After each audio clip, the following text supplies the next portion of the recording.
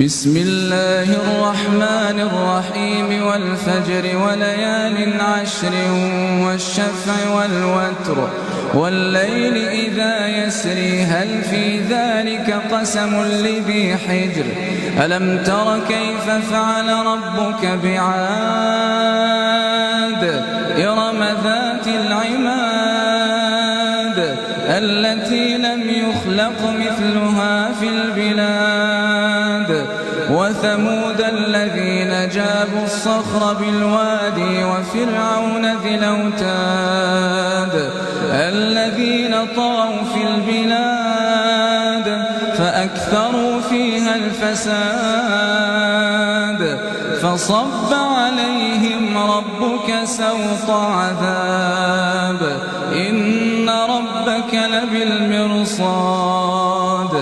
فأما الإنسان إذا ما ابتلاه ربه فأكرمه ونعمه فيقول ربي أكرمن وأما إذا ما ابتلاه فقدر عليه رزقه فيقول ربي أهانني كلا بل لا تكرمون اليتيم ولا تحضون على طعام المسكين وتأكلون التراث أكلا لما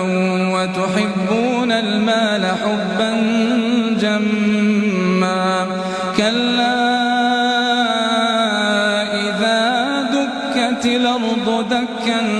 دكا وجاء ربك والملك صفا صفا وجيء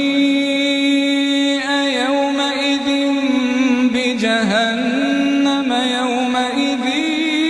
يتذكر الإنسان وأنى له الذكرى يقول يا ليتني قدمت لحياتي فيومئذ لا يعذب عذابه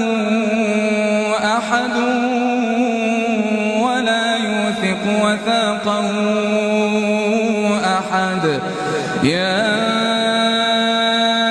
أيتها النفس المطمئنة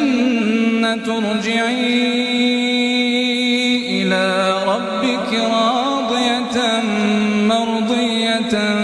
فادخلي في عبادي